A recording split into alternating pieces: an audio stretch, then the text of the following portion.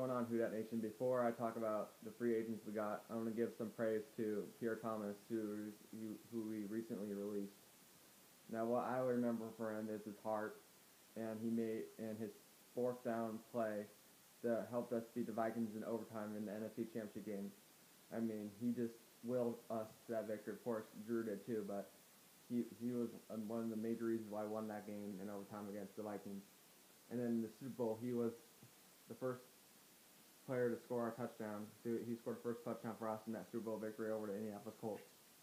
So, thank you for all those great years, for always playing hard. You'll be a Who Dat for life. You're just an awesome player. We love you, Pierre Thomas, and we'll miss you. Okay. Also, we signed Mark Ingram for 4 years, $16 million. I really like that deal.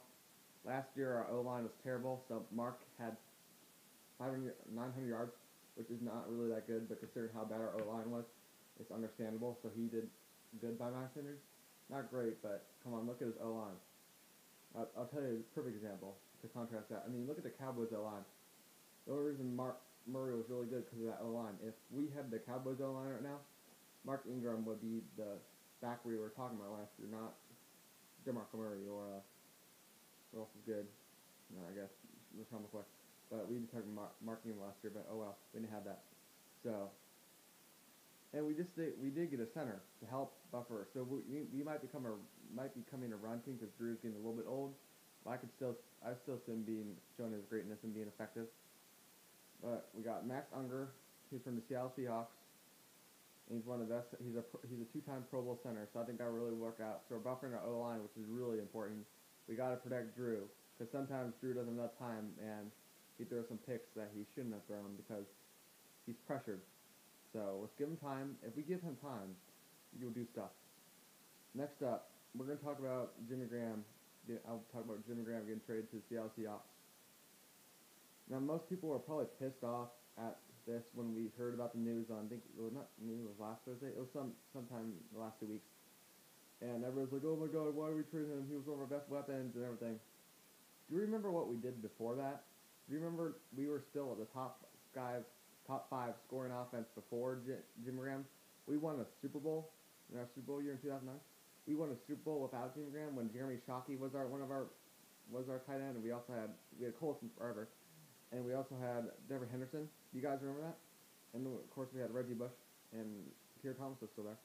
But come on, we've been ever since the Sean Payton era, we've been a pretty prolific on offense. So don't give me that Jimmy Graham is going to kill us on offense.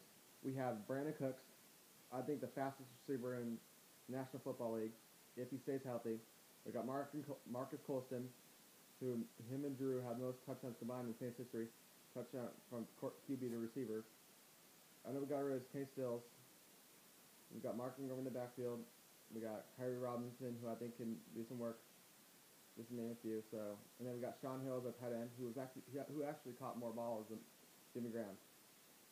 Now, I don't know why Everett just thinks just because Seattle got Jimmy Graham, that makes him a Super Bowl favorite. Like they're gonna win it all. I think they're odds-on favorite by Vegas or some nonsense like that. What was the problem with Jimmy Graham? His physicality. Now we played the Seahawks. We gave him a pretty good game in Seattle, but Jimmy Graham was non-existent. We got killed in the regular season against Seattle. Really bad. I don't want to talk about that one. We played Seattle pretty well in the postseason game in the divisional round, but Jimmy Graham was scared. He was like, he really ran away from Cam Chancellor. No, I know Cam Chancellor is you cannot mess with him. He's a physical force. I mean, the maker, he's great. But to actually run away from him when you're supposed to be supposedly really good, I mean, he just gets scared when people get physical with him. So, I think people are overreacting. Just saying, oh my god, he does the dunks, he scores touchdowns. Yeah, because no one decides to get physical with him. But when someone gets physical with him, then you know what's going to happen. He's going to fade away. And that brings me to my next point. We're probably going to play the Seahawks in the playoffs eventually, unless someone upsets them. Because think about it. They're going to be physical with us no matter what. And if we had Jimmy Graham, there goes one of our offensive weapons. Cooks is not going to be scared of the Seattle Seahawks. And then who else would be a contender against us? The Cowboys. Because of their O-line. And their quarterback has so much time in the pocket. But the thing about their the Cowboys is their defense is terrible. So if we play them, and I can see the Cowboys beating Seattle with Dez Bryant just torching Richard Sherman because Richard Sherman's terrible. He's just he shouldn't be in the league. But we can move forward to that point. I can see the Cowboys beating them, and we playing the Cowboys, and we can beat the Cowboys. For our division, we got to worry about the Panthers, not really the Falcons, because the Falcons are a joke. So I don't need to get to those guys. So the Panthers, they get physical. They have a great defense. Atlanta has Dan Clinton, but they haven't done anything yet. So let's just settle down on them. We know Carolina's D is good. Their offense is what screws them over. And we have better offense than Carolina, obviously. They have Cam Newton, who'll make a mistake. I mean, just look at his game against Seattle, that pick six, he threw to Cam Chancellor. He just makes too many dumb mistakes. And they're a one-dimensional offense. They're ground and pound. They don't have any weapons. They have Benjamin. Don't talk about Olsen. Olsen's too. I mean, maybe 5 years ago he'd be good, but not now.